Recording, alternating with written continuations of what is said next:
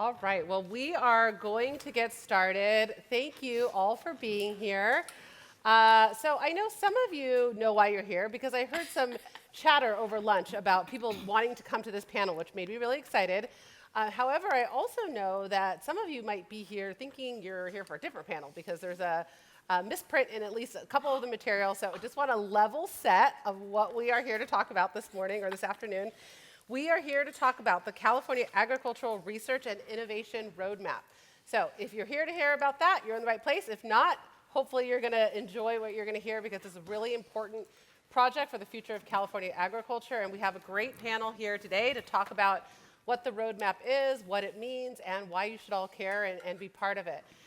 The way we're going to do this panel is Secretary Karen Ross is going to give an overview of the roadmap and what it's intended to do and the partners involved. Then I'm going to moderate for about 30 minutes or so with the rest of the panelists. Then you all will have the opportunity to weigh in with some questions. So please be thinking about questions. We definitely want to hear from you. We want this to be very interactive. We know it's late in the day and it's hot outside, but hopefully you've had a chance to get your energy up because this is going to be an exciting presentation. So thank you all for being here. I'm going to allow our panelists to do a self-introduction. I'm going to start with you, Glenda. We're going to end with you, Secretary, and that way you can kind of give an overview and introduction to the roadmap. So, thanks, Teresa, and welcome to everybody. I'm Glenda Humiston. I'm the Vice President of Agriculture and Natural Resources for the University of California System. Hi, folks. Walt Duflock, Senior Vice President of Innovation for Western Growers. Fifth generation farm in Monterey County, a 30-year career in Silicon Valley, and now ag tech the last 10 years. It's been fun. I'm David Still. I'm the Executive Director of the California State University Agricultural Research Institute. Hi, everyone. I'm Karen Ross, and I'm Secretary of the California Department of Food and Agriculture, and thanks for hanging in with us. We're just going to get going on this fabulous thing, aren't we? So, Teresa, thank you. And just by way of background, it's really important to acknowledge Teresa's longtime work in agriculture, because a lot of people don't know you're headquartered in San Diego, but I first met you when you were with Nuffer Smith Tucker and doing Food Foresight, which has been a tremendous tool for the industry. Talk about, emerging what's around the corner, intelligence finding for really equipping businesses for what's just around the curve. Oh, goody. I can talk louder than that air conditioner. That's okay. They're hot. We want them to stay, Hannah. Don't do that. So I really appreciate that you've been involved with the State Board of Food and Agriculture every time from the beginning when we created Ag Vision, which is a way of bringing all of ag together to really think about the next decade of California agriculture and just some shared priority objectives that we would like to work on together. The first one was released in 2009. I was sitting on the state board at the time when that one was created, so I feel very fond of the whole idea. We've updated it several times, and I really love the last update that we did because I thought it did a better job of really capturing where we are, which has a lot of challenges, but more importantly, where we could go together, partly because of work that we had accomplished under the previous Ag Visions and what CDFA had been able to do with some newer types of programs with real investment, incentive dollars for climate smart agriculture, incentive dollars for farm to school program, and other programs like that. But this one was unique in that we've always talked about the regulatory burden and the cost of doing business. This one definitely captured. This is something we need to do something about, and this morning at the state board meeting, we did hear that we are just wrapping up a regulatory alignment. It's a small-scale project, but I think it really outlines what we can do. It talked about something that's been in every one, but that's just an ongoing work in progress about better understanding and appreciation and pride in California agriculture by all those who depend upon it. But one of the objectives we wanted to do was around next generation talent and tools, and this idea that we need a roadmap. Like, could we bring all of agriculture together with all of our unique commodities, all the different geography that we deal with, the markets that we deal with? Can we bring people together to agree on a roadmap for the next decade? Not replacing the long-term research, but supplementing that for all the young people that we hope are just starting out their careers to see where we see the future of agriculture. and come together around a roadmap. So we've been undertaking this project for a year and a half. Thank you. Started out with some survey work. It did a lot of listening sessions. You conducted, I don't know how many roundtables, some were commodity specific and some were regional specific, to really come together around this. What was really unusual is this was something that the state board had articulated with a lot of input from all of our stakeholders, that this would be an important project to undertake and communicate to our research community. And in the meantime, these organizations were doing their own thing. David, thank you so much for the great work of the Agricultural Research Institute, and you were undertaking some strategic planning as part of the CSU. David brings together all of CSU. That's a powerhouse. Walt, I'll get to you later. I'm going to jump over you. Glenda, as someone who stands for bringing all the campuses of UC and the power of that together, hugely important partner. She was updating her strategic vision. Western Growers really started this. Walt, how long have you been? You said you've been with Western Growers 10 years? No, 5 years. 5 years. 5 years. One of the first things he did was take a look at how could we get more momentum, whether it's research, but you're always more interested in the Silicon Valley of solutions and venture capital, to specialty crops. It's always very challenging for us to really attract the investment to see, because we are so diverse and there's so many of us, but each one of us, if you just looked at us compared to corn, wheat, and soybeans, just as examples, love them all. How do we do that? And Western Growers created this platform for the harvest automation platform, which is global in nature. If you think about what specialty crops mean and all the places they're grown, it's still fairly unique, but high value and growing. And when we think about health and nutrition outcomes, a very important aspect of California agriculture and agriculture nationally. So that started this launch on ag tech. And then a few years later, we were all feeling the pressure on biological solutions. And again, Western Growers, because of their experience working globally, had a great partner in New Zealand and created the Biological Summit about the same time the Sustainable Pest Management Roadmap was rolled out.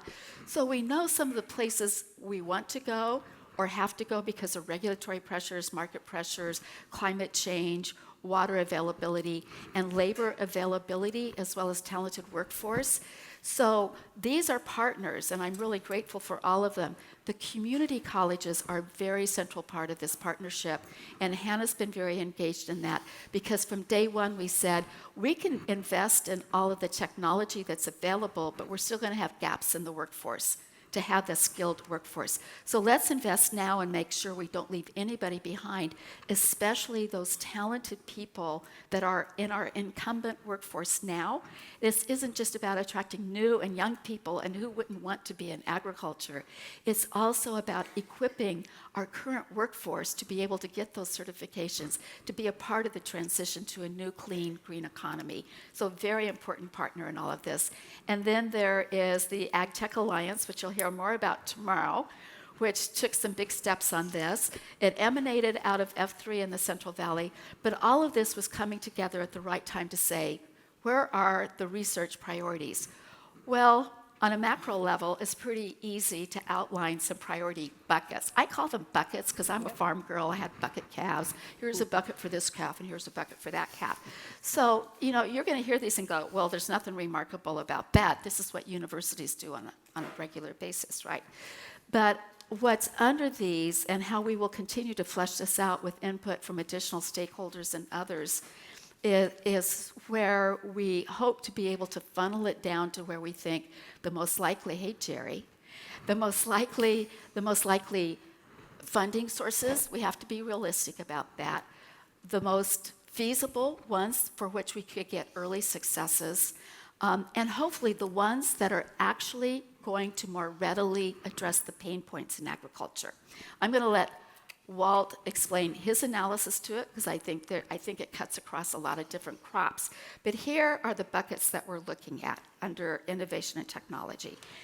And I want to stress a couple of things besides the workforce development aspect. Industry-driven. Industry has a lot of advisory groups and a lot of commodity groups, but it's hard for them to be in all the places where academia is.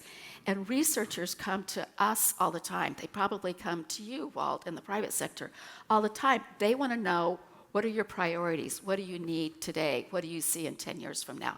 This is very much industry driven. It's really taking the input from the people who have those pain points. These are the problems that need to be solved.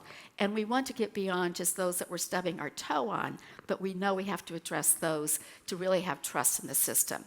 So here's where we put those, and we know it has to be cross-cutting, multidisciplinary, multi-institution, which is why it's great to have these two folks up here. So we have climate resilience and environmental sustainability, extreme heat, drought, all the things we know about that. Some of the new potential market opportunities as far as ecosystem services, the better understanding of soil health and carbon sequestration, rangeland and grazing opportunities. There's a whole list of things under that, but the topic area is around climate, drought, heat, environmental solutions, and sustainability, which is becoming just a given in our supply chain. A second priority, and these are not necessarily in first, second, third, but they're just the buckets we have them in, water management, use, efficiency, and quality. Now, those are not a surprise to anybody who farms or tries to farm in California. We know the issues around that from a regulatory perspective, implementation of SGMA, the opportunities with groundwater recharge, opportunities with new technology for treating brackish water as another molecule of water that's wet and can be used. So tremendous opportunities there, but the current challenges now almost seem overwhelming. Integrated pest management and disease management, when we talk about next generation of talent and tools, boy, is this a pain point, not only because we're losing the options that we have, we also see pressure coming from additional regulations on how we use it and the cost of doing that, the compliance issues, and most importantly, where consumers and the retailers, on behalf of consumers, the gateway to the consumers, are looking for what they view as clean products in the marketplace. So we all know there's multiple market reasons as well as compliance reasons, in addition to workforce and our neighbor issues that are increasingly important in this. Food safety and consumer health. I'm big on this one because California has 20,000 farms that are covered under the produce safety rule. And that's from every size farm you can possibly imagine. The avoidance, what we're trying to do to bend the arc on preventing foodborne illness is a huge challenge. The Leafy Green Marketing Agreement, the Cantaloupe Research Board and what they've done with their audit program have made tremendous strides, but we still have vexing issues. Like there's something new, it's complex. And so this is hugely important. For me, food safety is an important ingredient for consumer trust. So really look forward to partnering with organizations like the Center for Produce Safety on that. Technology, automation, data-driven farming, and as a way to supplement the labor force that we have, hopefully a way to draw even new talent to the labor force, and importantly, make sure that the labor that we have today with their great agronomic expertise are equipped for the jobs of the future. I'm very excited about that one. And there's one of everything here, and I see my friend from Pennsylvania, Department of Agriculture, thanks for bringing the folks from the Pittsburgh Robotics Center. It's just next door, so engage with them. They have some pretty cool things going on. And then finally, economics, policy, and adoption pathways. Walt would not be on the stage if we didn't put economics into this some way or the other. So I really appreciate the input that everyone has provided on this. I'm not getting into the details because I think it's more important that we just lay the foundation here for you all to be thinking about this, questions or ways that you want to engage with us as we build out more partnerships and start to do a prioritization that can really help our farmers and this fabulous agricultural sector that we have, number one in the nation, over $61 billion last year. But boy, our margins being squeezed. We know the water challenges, we know the climate challenges, we know the labor challenges. But working together in partnerships and collaborating in a smarter way, I know is going to ensure a really great future for California agriculture and the consumers who get to benefit from it on a daily basis. Thanks, Teresa. Thank you so much. What a great overview. And as you mentioned, we are so lucky to have so many various partners that are coming together on this. As you shared, this whole effort started not only with AgVision, but with some work we were doing with you, David, and ARI. In the ARI strategic plan, I know a big emphasis was on making sure that research that's funded through the CSU system is really driven by industry needs. So we were hearing at times a perception that research was being driven either by academia or by politics. So can you talk a little bit about kind of why you think it's important to really hear from industry, why that's important for you at ARI, for CSU, and for ultimately this plan? Yeah, so we have we have at our very base of what the ARI is, doing the research that industry wants and needs. And every time we have one of our meetings, that's what floats to the top. And what we don't want to hear when we're talking about a research project is, well, where did that idea come from? Did it come from a faculty member, or is it what somebody went out and talked to industry? And that's really what we tried to focus on. And so we've been through a couple of research strategic plans every 5 years. We go back, and we're a small organization. We're not the UC. So we're in the shadow of the UC, and so what we're trying to do here is make sure that we're impactful on a limited number of dollars. But what we really do have, we have a lot of faculty across our 22 campuses that are involved in agriculture or want to be involved in our agriculture, and they're not only in the colleges of ag. So we like to reach out across into engineering and into computer science for the AI and the big data, which has been building along. And so we think that working, as Karen had said here, across the different disciplines and across the different institutions is something that will make us more efficient and better.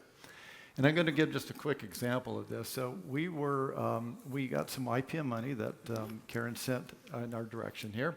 And so what we did with this funding is we took this exact model where we just said that we want to have a multidisciplinary, multi-institutional approach to this.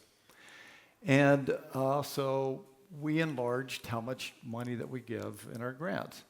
And so if you're going to write a grant to us, because that's what we do, we give out grants, then you had to convince us that this is what industry wanted and industry needed. You had to show that they were behind it.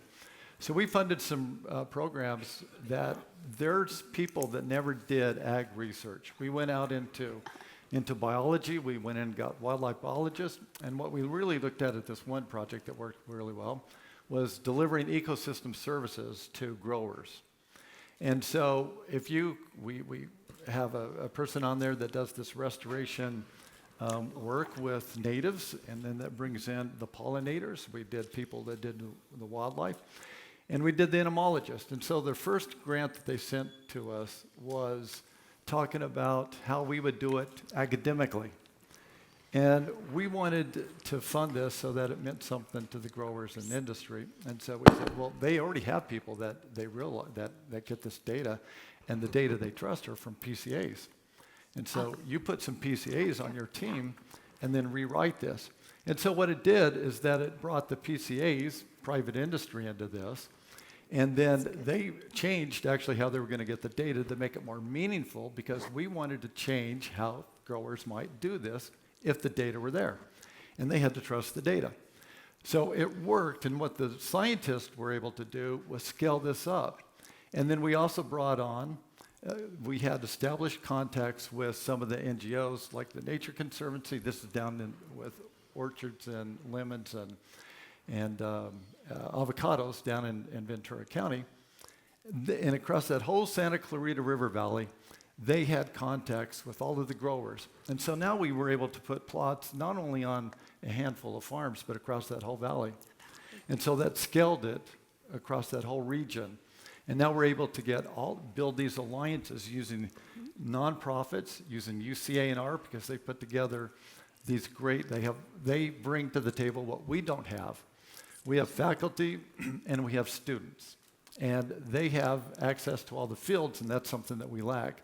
So these were all meaningful partners, and when you start building these larger, more impactful projects that you hope will have a big impact, this is how you do it. You have to bring everybody with the specialty to add their contribution, that without that contribution, we wouldn't be nearly the impact that we would.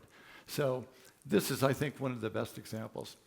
And I think that part of this is, when we talk to engineers, we've had problems in our own lab that we built something and brought it to the engineers, and they laughed at us and asked who built this, and we said, well, we did.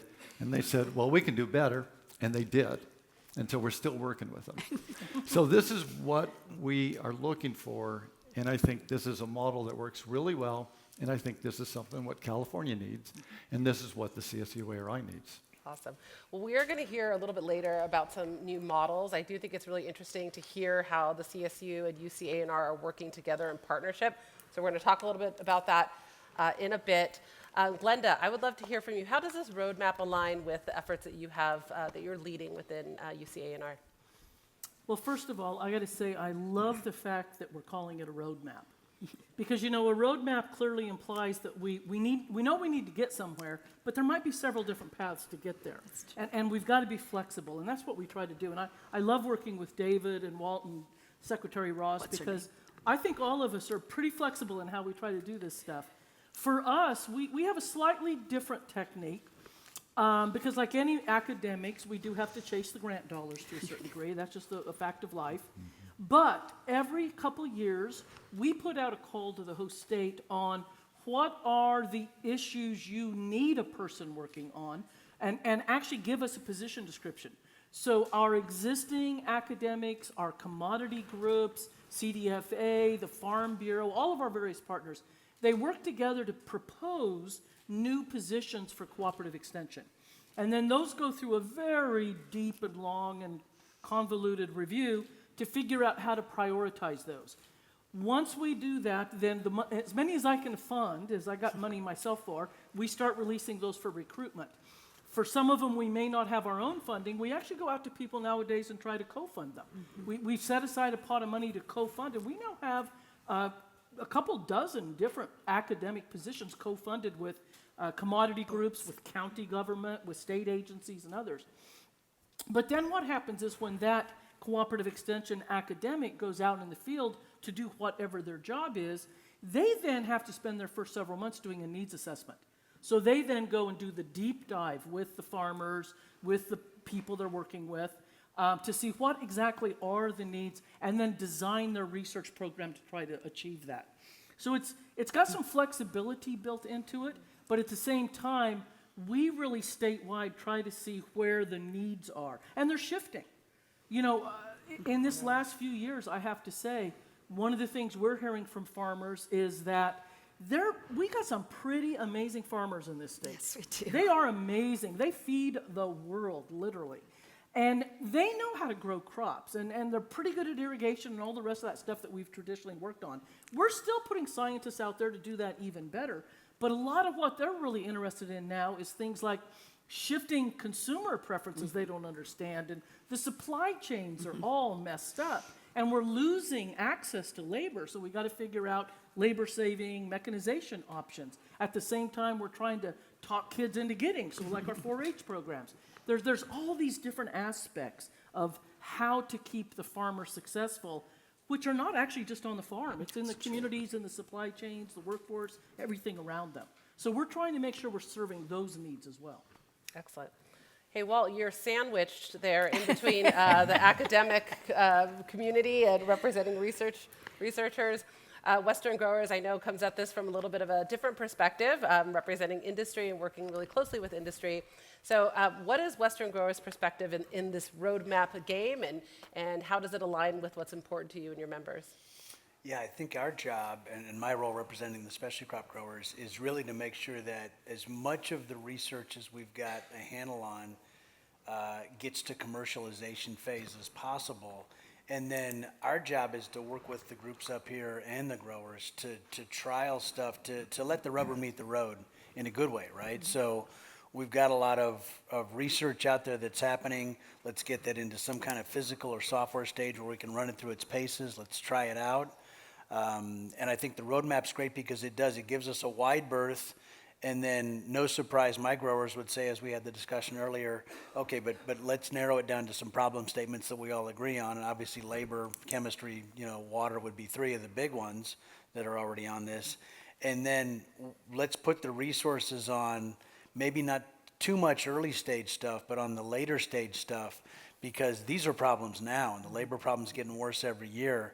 And so as we talk about an automation, if we can't robot our way out of some of this, the acreage is going to look to move based on pure economics.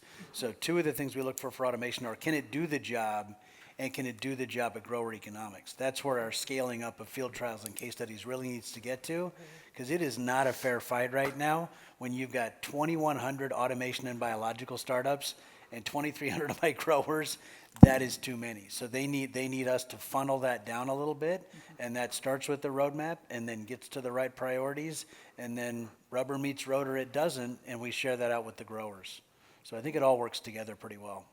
Excellent. Well, let's talk about that. You said the right priorities, and as we talked about, this is a pretty exhaustive list in that it covers all of the things that we heard are important to California agriculture.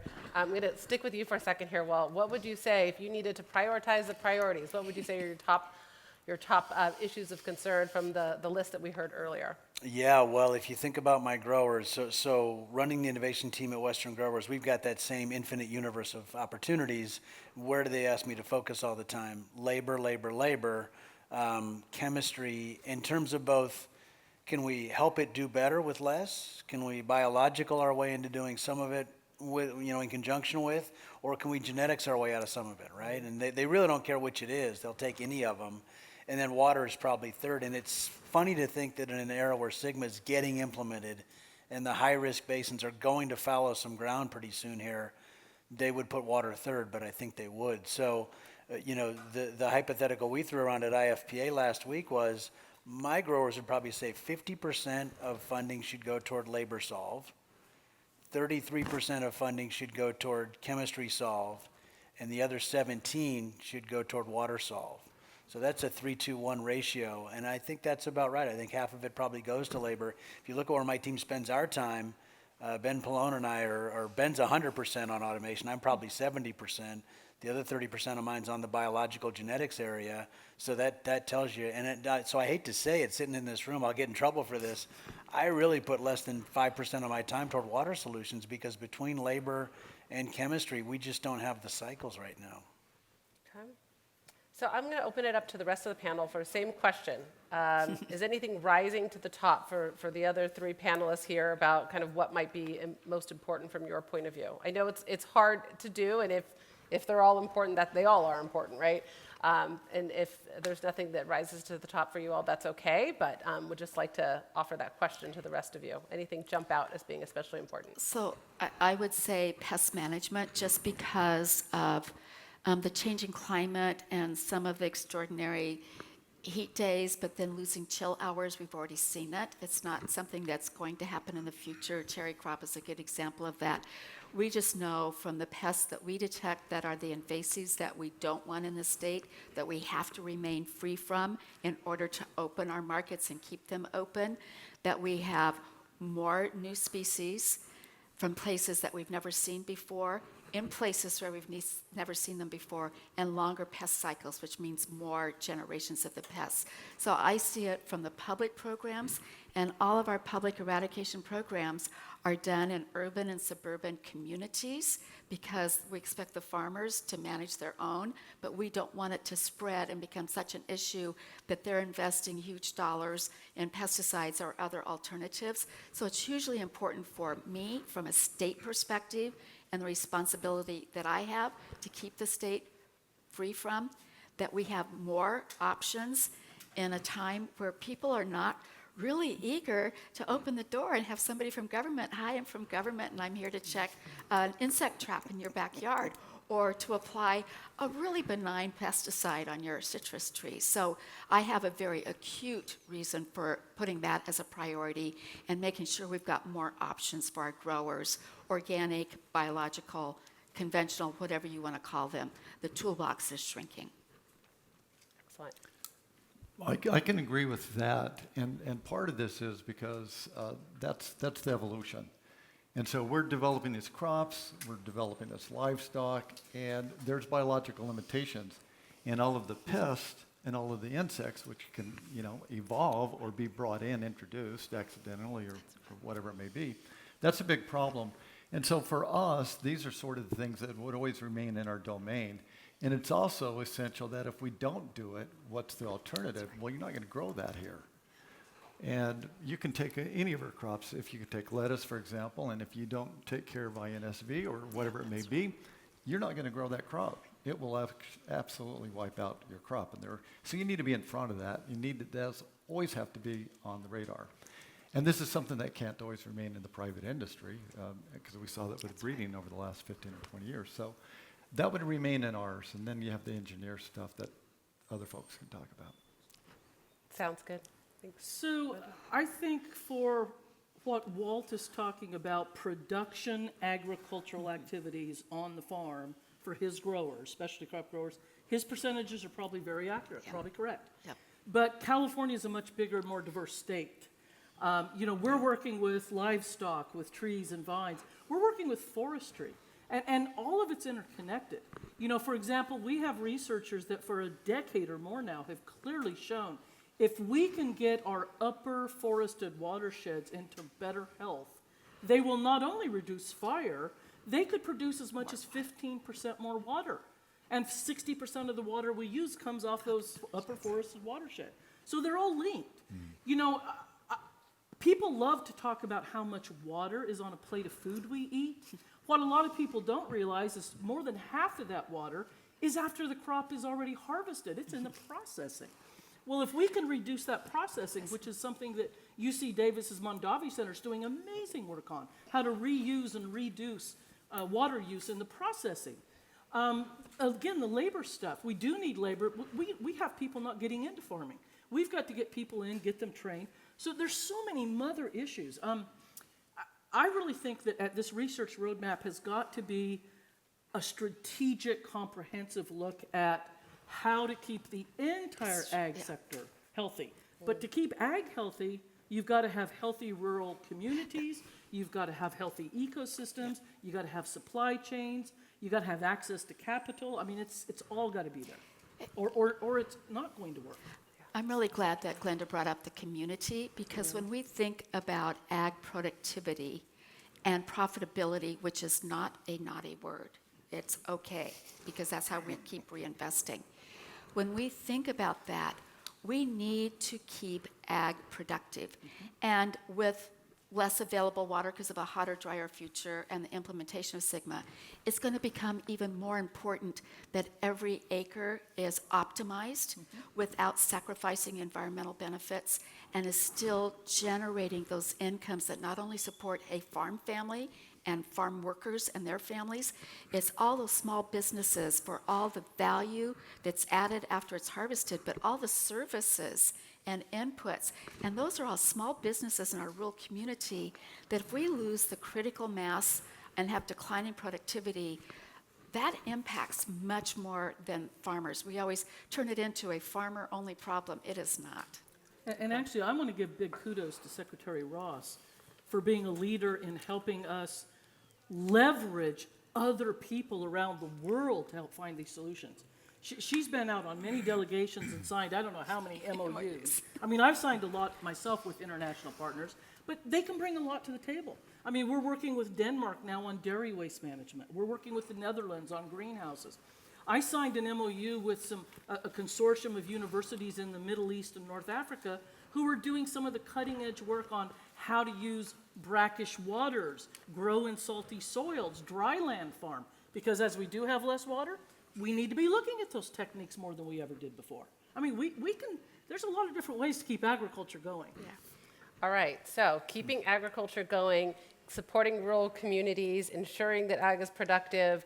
One of the things that we talked about this morning, as we talked about the roadmap, is saying the roadmap is great, it's a good tool, it's not going to do anything unless it gets put into action, right? And we've heard this time and again, not only with the roadmap, but with other efforts, a real desire from industry to ensure that this exercise isn't a waste of time, right? So we are talking to all of the partners on the panel, and not here today as well, to talk about how do we really operationalize this roadmap. So I'd like to hear from everybody on this, and we'll start with you, Glenda. We'll make our way down about how your organization plans to utilize the roadmap. Several different ways. First of all, That position call I mentioned, we will be sharing that with the folks that do the review for positions. I'll be sharing it with my program teams who nominate positions, as this is what the state is identifying as critically important. We'll also be using it in our orientation of our new scientists and letting them know that, hey, if you are looking at these subjects, maybe there's private partners and others that will partner with you and help fund it. So we plan to really share it far and wide in our organization and get people to look at it. Excellent. Well, Yep. No, we'll share it out with our growers as well, and I think our growers realize that in an innovation age where venture capital is down 80% in 4 years, and yet the problems are still here and alive and well, the grower capital is going to be a key requirement. So things like Strawberry Commission that does things for their crop with Strawberry Center at Cal Poly and private industry, we're going to try and do some more of that with grower capital, and then look to work with both California and DC on some private public stuff. So we're talking with a bunch of groups now, the ones you'd guess, FR and USDA and NIFA, and some state folks. And I think going forward, we're entering a world where two things are happening to capital. A lot of it's going toward AI. Some would say too much, raising my hand, but it is what it is, and the opportunity is real. It's probably the most massive change in tech since the internet itself. So that capital is going to keep flowing there, which means we get less. So we have to get better about private-public. If this can help drive that, that's a big win. We're happy to share the word and help the win. excellent. I also just want to point out, too, I know that Western Growers is really involved with the Ag Tech Alliance, which we're going to be hearing more about tomorrow, which is also a partner in this effort and is going to be helping to support the roadmap through supplemental efforts to really talk about how we commercialize these things. So stay tuned for that. I think it's an important partner that we'll be hearing more about. David, how do you plan to use the roadmap at ARI? Yeah, so we have two components to ours, and the first one, of course, is doing that applied research for industry. This actually makes it pretty simple. So if we have 5 buckets, we will be able to tell you that what percentage of our funding portfolio is actually addressing these, but also the impact that that is having. Now, my goal is to find out how to make a larger impact, and larger impact usually means bigger teams and more money, and this is one of the things that we'll try to look at. But the second component to this is, I have to say, you know, the problems that we've had in agriculture are nothing new. I mean, this is, for thousands of years, they're still here. So the lowest hanging fruit has been harvested. But luckily, with AI, with genome sequencing, with the new frontiers of the soil and the rhizosphere and all of these other things, which gets to be really complicated because you're trying to harness the energy of all these biological organisms and harmonize them and direct them. Well, now we have all this technology and capabilities that actually allow us to do more, to explore how these things work as systems. So we'll probably be looking into that. The second part of our mission, I guess, is workforce development. And if we have this roadmap out there and we're looking at what our innovation is requiring, and we look back at our curriculum, are we looking at the same old playbook and seeing that all of our, both the name of that course that we're teaching, but also the syllabus, has that changed to keep up with the science, but also for the future? If we were to kind of look at agriculture as science fiction, what would it look like? That's probably what we need to be thinking about and dreaming about that.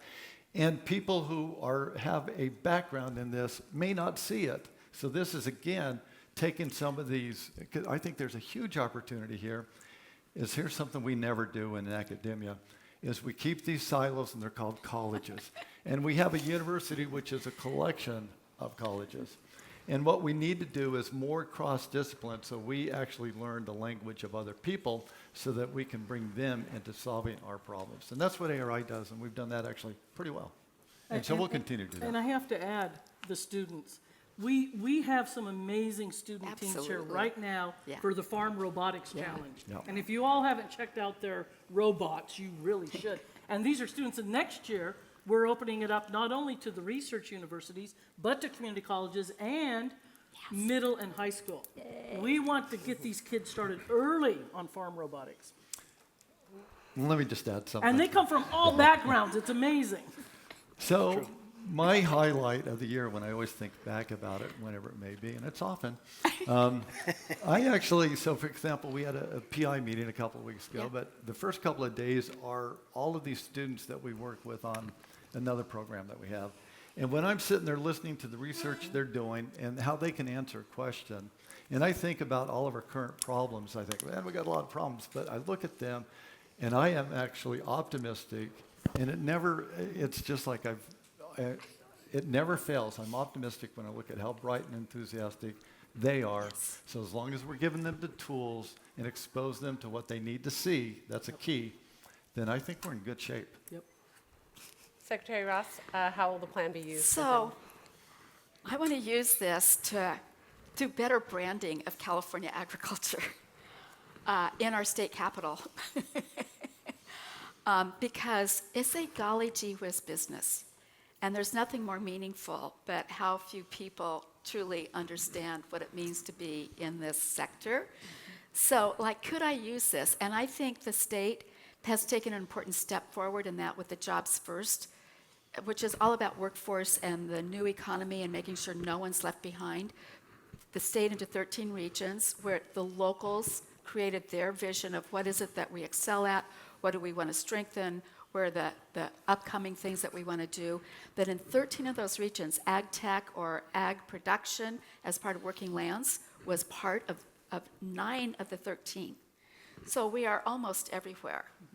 And one of the largest investments they made in their last round of funding, I'm looking straight at Hannah because I don't see Gabe, was in the Ag Tech and Ag Tech Alliance, because they see that agriculture is viewed as foundational to the economy succeeding overall, that it needs to be strengthened. And so how do we take this to show people we do see the vision for the future?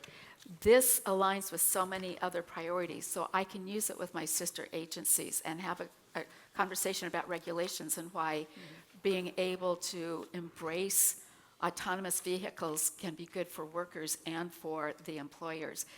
And be able to use this for all the researchers that come to see me and want to know what we see for the future of ag. It's like, we got this right here. And for me, as a convener, the supply chain, because this cannot just be siloed on just the farm side of things. We need to solve the farm problems because they're a beginning of the supply chain. And if we could bring the full supply chain to this discussion, that it would help us better connect to consumers and all those many hands that are involved along the way.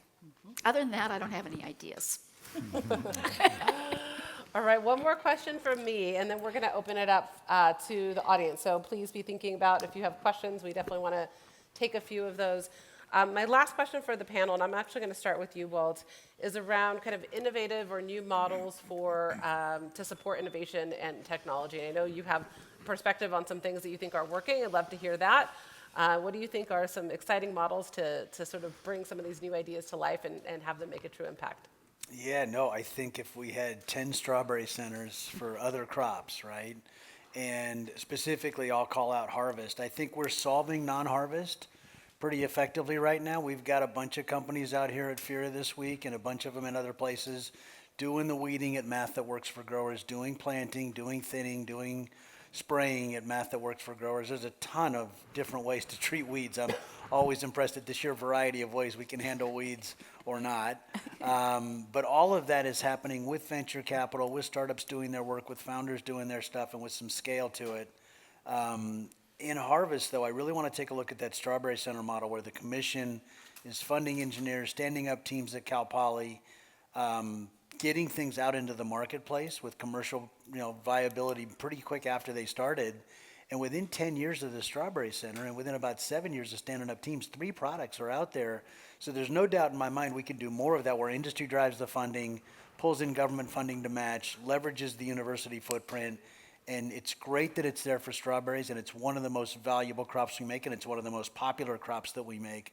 But I think that model of private, public, and university can go a lot further. So look for news from us in the next couple months as we make some progress. And nothing to report yet, but stuff's in the works. All right, we will stay tuned. Glenda, do you have anything to share on this? Sort of new models or models that you've seen work? I don't know if they're necessarily new models, but perhaps new ways of utilizing them. and in particular leveraging, which others have brought up. You know, it's this idea of academia, government, and private sector finding new ways to work together. All of the work we've been doing for the last several years have been bringing in the best of those, and it's been winning. We've been getting grants, we've been getting projects done. Our UC A&R Office of Innovation has been a leader in that, in bringing together all of the campuses of the UC, not just UC A&R, but all of the campuses, working with our research extension centers, our CSU partners, our community colleges, with a host of universities, USDA Ag Research Service, bringing all these people together and leveraging their different resources. Because quite frankly, there's still too much duplication and reinventing the wheel in the system. And we don't have enough money for that, quite frankly. There is more than enough work to go around. I think it's going to be critically important that we really learn how to collaborate better and also be really good at adaptive management. And that's a tough one. That's a tough one. Because both Washington, D.C. and Sacramento, like any other government entity, they love a one-size-fits-all solution. And once they think they have that one-size-fits-all solution, they immediately draw up the regulations to just have that one size. And in a state like California, with 400 crops, dozens of different ecosystems and climatic conditions, you can't do one-size-fits-all. We've got to be more flexible and really have the leeway for more adaptive management if we're going to be successful on this. Excellent. All right. Who's jumping out of their seat with a question? Questions, where you at? I got a mic. We got mics. Oh, your side, right here. Who's there? You get there before me? I do. I'm like, hyena. Thank you so much for all that you're doing, and I enjoy this, appreciate the discussion. I wanted to know if there is a document that illustrates the roadmap that you've discussed. So the state board will be posting any of the documents that were made public this morning on its website. I can't tell you when that will happen because the state board has a staff of one that also does all of our international stuff. And then we're going to do a few more rounds for input, and then we hope to have a draft out. We didn't talk about getting a draft out, but definitely before the end of this year, right? I was going to say, this is when someone gives me a look like, right? And then they get me on the hook saying something publicly. We can do it by the end of the year. We do want to make sure that we get input. So once that's posted, we encourage you and others to weigh in. You will see that at any time, today's the first day that we've really talked about this publicly, but we are positioning this as a draft, right? Because we think that the more minds and more input in this, the better and stronger it will be. So we welcome your input on the development of the document, but then also on the implementation of it. So we're talking this morning about how we socialize this with more partners and get more folks involved. The more people we could have working in alignment with the same direction, the better and more effective we'll be. So you mentioned economics, and forgive the note here. With more scrutiny on the public dollar continuing to build, how do you plan to demonstrate the return on the investment of this overall roadmap? That is a great question. I'm glad Walt's you going to asked be that. the filter. Yeah, well, no, actually, that is a great question, and it's one that we started tackling several years ago, because the traditional academic reporting model is I do my research, I publish a paper in a journal, maybe I give a workshop. Okay, whoopee. We're now making our academics, and it took several years to do this, by the way. It was not easy, and we had to have a mix of carrots and sticks to make it happen. Our academics, for at least 3 years now, if you look at our annual report the last 3 years, it is all impact. It is numbers. We make them say, I did my research, I published some papers, I did some workshops, but then they go the next step. When somebody read that paper or went to that workshop and went home, did they feed their kids a better meal? Did they use less chemicals? Did they make more money? And making money is definitely one of our key performance indicators too, KPI. So our annual report is nothing but little vignettes of return on investment, impact reporting. And to the point that, frankly, California has, and I can't even take credit. This was a colleague of mine, Wendy Powers, that actually kicked it off. She kicked this off several years ago. and our academics took a while to warm up to it, but they are now. The rest of the nation is looking at how California is doing impact reporting, trying to get their universities to do that. Hi, everyone. Thanks for the opportunity. I work with the Workforce Innovation Unit and the Division of Apprenticeship Standards. We're at the statewide working on workforce development using apprenticeship kind of as a flexible model to upskill and deliver new training. Candidly, agriculture has been a really hard industry to crack, and it's just an amazing opportunity. From your perspective, obviously, here we are at an AgTech conference, you know, that is a great avenue, but in maybe even more in a more traditional agricultural mode, where do you see the cutting edge of these skills that are needed in the workforce, of the labor that we're lacking? I would very appreciate. I don't know that it's going to go specifically to your question No because there are problem. other issues around apprenticeship. Like one of the basic needs that every farm operation I know needs are mechanics. But they can't get an apprenticeship for an on-farm mechanic that's not, you know the issue, so I'm not going to go there. But I do want people to know, because we didn't talk enough about what's really exciting and transformative is the work that this has all stimulated with farm workers. I mean, direct input from farm workers, a whole new curriculum and outcomes for farm workers that was built on their input and that aligning that with industry needs and bringing academic along with it for a curriculum that is flexible, for they can take it when they can.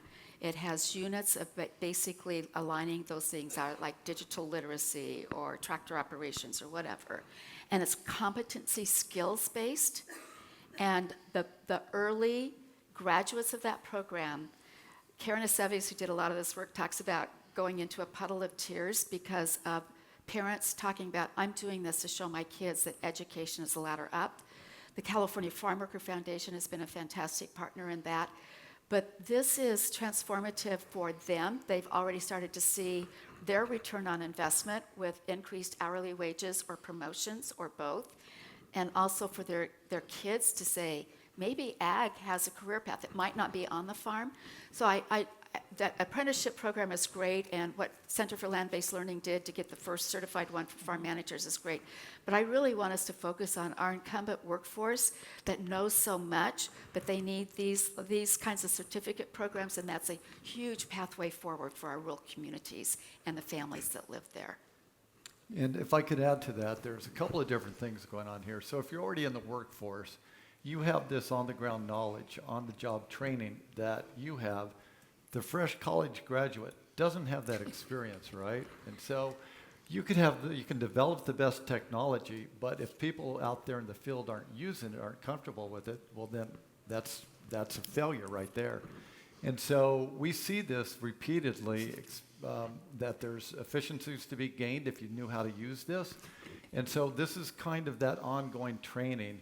The medical profession does it. You get the credit by attending meetings, like science meetings, but you don't get the training. And so this is what you actually really need. And so those workshops and the training that here's a new technology. But now we're really talking about advanced technology coming up here. When we're talking about our IPM stuff, we're doing things from looking at birds or the traditional agriculture all the way to CRISPR technology, and from the forest to the field, literally. And so this is a huge continuum of learning, a lifelong learning, and retraining. And but you have to, I think one thing is that everybody has to know that this technology is out there. They have to be exposed to it, and then it has to be made accessible. So we've, the sequencing said it's going to democratize everything. That never happened because the where-how and how you really do it, there's still this technological leap, and it wasn't where it needed to be. So this is one of the things I think that the return on investment is like we can bring it to market, but you need somebody to know how to use it and adopt it and realize it. So lots of good things never take off because that last little thing's not there. Last question right over here. Can they stick around right after and talk to Sure. you guys? Okay. Hello, yeah, thanks for the thoughtful panel. So I'm a new assistant professor joining UC Merced, Department of Electrical Engineering. So I wanted to ask what suggestions you may have for young faculties. Like, should I work more with growers or with industry? And how can I engage in a smarter way to avoid duplicate effort as mentioned by Glinda? Yeah, just wonder what suggestions you may have from any of you. Go to farms and go to packing houses, and don't be afraid to invite yourself. So all of, 100%. yeah, all of the industry tours, for example, we had an ARI faculty that went to see a processor, and they talked about not that they wished that they had a different way to process their produce, whatever it was, because they were using hundreds of thousands of gallons of water a day. And the professor, who didn't know anything about it because they were on this tour, said, I got a plan, and it worked. So when and you bring faculty and you bring students and they go out there to the field, this is what, as a scientist, as an engineer, this is what you need to hear, and it will spark something within your own mind. And that's really, if you want to do something practical and helpful, that's the way to do it, in my opinion. You said electrical engineering. Yeah. Yeah. So you are so lucky because UC Merced School of Engineering Yeah. is the main school on that campus that is now newly an ag experiment station. So That's the right. dean of that That's school represents Merced at our Dean's Council for the agricultural experiment stations. And you've got some great examples there. I mean, Merced was the one that came up or did some of the early research on covering the water canals with solar panels. And frankly, I think you guys have an ag robotics team too. They do. I mean, there's things like that that would love to have your input. Yeah. The other thing I would suggest is look at like our annual reports and see what people are doing. And if somebody in a county near you is doing something you find interesting, call them up. Our Yeah. folks love to be called up in the county offices, And- our cooperative extension. Yeah, and if you haven't connected with Joshua Veers on the Smart Farm, Yeah. and plus he's just a guru on water management. He gets water districts all the time. They're just like, wow. So I also think that the roadmap's going to help you out. Oh, Yeah. thank you. Oh my gosh. Did he bring that home nicely? Beautiful. Mic drop. Yes. I will just echo too what David said. We did some, in helping to inform this project, we talked to a lot of different folks within the agriculture communities, a lot of them representing commodity marketing boards that represent a lot of different growers. And the one quote that sticks out in my mind is someone saying, when we asked, what is the advice that you would give to the research community? And it was, get your butt out into the field. So they didn't say the word butt, by the way. Yeah, but if you want to get in the field, I will say, easy peasy. All you got to do is Google UCCE and the name of a county, and our county offices pop up. And they can connect you not just to us, but to partners elsewhere that they're working with in that county. And they pop up to the very top of the search. So it's, and their names, their contacts, their phone numbers, all of it's there right for you. Awesome, awesome. Hey, round of applause. David, Glenda, thank Thank you. you. Secretary Ross, our moderator, Teresa Siles, thank you so much.